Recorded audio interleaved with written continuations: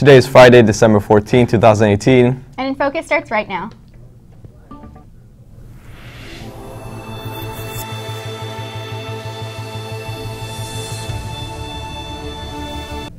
A Texan teen saves a woman from an assault. And the Glassblowing Club makes some fiery creations. All that and more is coming up on today's show. Welcome to INFocus. I'm Noor Navaid. And I'm Ori Nirpaz. There's a lot going on around campus. Here are some important announcements for today's campus bulletin. Looking for the last-minute gift or relaxation medium before finals? Sugar, Yes Please, a student-run business, is still accepting orders but must be done soon. The sugar scrubs are made with white or brown sugar, essential oils, and olive or coconut oil, and are made in room 705 right here on the Pali campus. Proceeds support the Pali Futures program. Questions or orders can be emailed to cgeorgi@pausd.org. When placing an order, please make sure to specify quantity and cent. Each jar costs $5, while 2 jars cost $8. SCO Globe will be happening in January. Performers interested should fill out an application at tinyurl.com/SCOGlobeApp. The traffic beacons are now working on Churchill Avenue. If students need to cross from Churchill into Castellea, they just need to press one of the buttons located at the end of the crosswalk, and flashing lights will be activated to warn drivers to stop.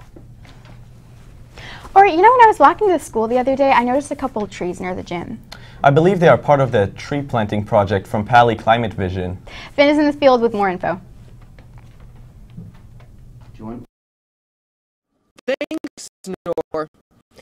As a project from Pali's Climate Vision Club, 17 trees will be planted around campus to replace trees displaced by construction on the solar panels above the parking lots. That's all from me. Back Now from what's going on around campus to what's happening in the world and locally today. Let's take a look at what's topping today's headlines in today's News Minute. A high school student in Texas is being praised for his heroic actions after he stopped an apparent violent crime in progress. 18-year-old Luciano Villalobos was working at a grocery store when he heard screams coming from a library parking lot across the street. He says a man who has been identified as 45-year-old Leonardo E. Jones had picked up a rock and hit the woman in the face.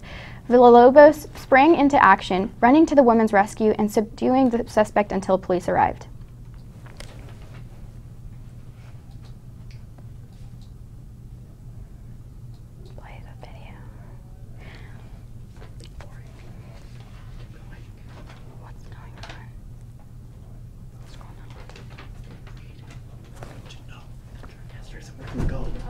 Police arrested and charged Jones. Villalobos was made an honorary member of a local group that works on reducing crime. As winter break approaches, many students are anxious for finals and their holiday plans. Many students have reported flying out of state for the break to visit family and friends. If you're flying Delta, a new airline policy may affect your experience. The airline is placing more restrictions on service and emotional support animals on its flights. Delta will ban service and emotional support animals under 4 months old from all their flights beginning December 18th. The airline also announced it is prohibiting emotional support animals on flights that are over 8 hours long. Delta, which flies about 250,000 service animals a year, says the new regulations are aimed at protecting the rights of their customers. Christine Blasey Ford is speaking out publicly for the first time since testifying in September against Supreme Court Justice Brett Kavanaugh. Blasey Ford spoke out in a video shared Tuesday to present Sports Illustrated's Inspiration of the Year award to Rachel Denhollander, the first woman to publicly accuse disgraced former USA gymnastics doctor Larry Nassar of sexual abuse. In remarks, Blasey Ford said the honoree, quote, inspired other survivors to end their silence, unquote.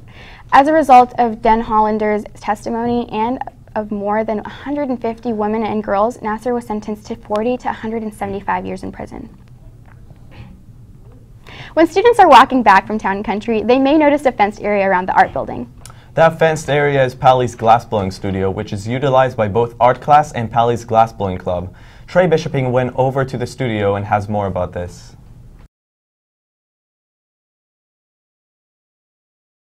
As many of you may know, There are a lot of interesting clubs here at Pali, but there's one that is very rare and a unique club that is specific to Pali. I think it's such a unique experience that everybody should be able to have at Pali, since Pali is one of only 2 schools in California that has a glassblowing studio. So I really wanted to teach everybody how to glassblow. Many students have become interested in glassblowing through events in the Palo Alto area. As a kid, I always went to the glass pumpkin festivals that the art center held, so I always knew about glassblowing. My brother did glassblowing, so I knew when I came to Pali I definitely wanted to sign up for the class. I've also always been interested in glassblowing from the glass pumpkin festivals, so I thought this would be a great experience to be able to, have some contact with glassblowing without having to take a lot of art classes. It is very easy to become a part of this club and a great club to be a part of. So we have a sign-up sheet where kids can sign up for glassblowing slots, so I'm here every odd day during lunch just teaching 2 to 3 kids how to glassblow. For INFocus, I'm Trey Bishoping. Thanks for that great story, Trey. Thayer Catcher is in the studio now with the latest in Pali sports news. Trey, I heard there are a lot of basketball and soccer events this weekend. That's right, but there was only one match yesterday. Pali's girls JV soccer defeated St. Ignatius by a score of 1-0. Today, boys freshman and JV basketball teams are away at Bellarmine. Freshmen will hit the court at 3 p.m., followed by JV at 4:30. Tomorrow, there is a lot going on, starting with soccer. The boys varsity soccer team is playing away in the Homestead Cup at Burlingame High School at 11:30 a.m. The girls varsity team will be facing Calamont High School in the Fremont tournament at 1:30 p.m. On the basketball side of things, the boys freshman basketball team takes on Branham High School at 11 a.m. along with the girls varsity basketball team when they take on Evergreen Valley High School at 11:30 a.m. Lastly, the boys JV team takes on Saleston away at 4:30, followed by varsity at 6 p.m. That's all for me. Back to you. Thanks for that, Thayer. Our meteorologist Ingrid Paichow is in the studio now with today's weather report. What can we expect out there, Ingrid? Thank you, Ari. Thank you, Noor. Hi, guys. My name is Ingrid Paichow, and now we're going to take a look at the weather. Tomorrow is going to be pretty sunny. The high is going to be 64 and the low is going to be 53. There's a wind blowing at 6 miles per hour. The humidity is at 78, and there's a 20% chance it's going to rain. On Sunday and Monday, you can see that it's going to rain. On Sunday, the high is going to be 60s, and the lows are going to be 50 and 44. Now, looking at our 5cast, you can see that it's going to be sunny for most of the week except on Sunday. The highs are going to be around the 60s, and the lows are going to be on the lower 40s to low 50s. Now, looking at Bay Area temperatures, you can see that the highs for the Bay Area are the low 60s, while the lows are in the low 50s. That's all from me. Back to you in the studio. Thanks, Ingrid. Well, that does it for today's episode and first semester. Be sure to visit our website to check out old episodes, check the bulletin, or to send us an email. From the INFocus team, we wish you luck with your first finals and a very happy break. Until next year, have a great day, Pali.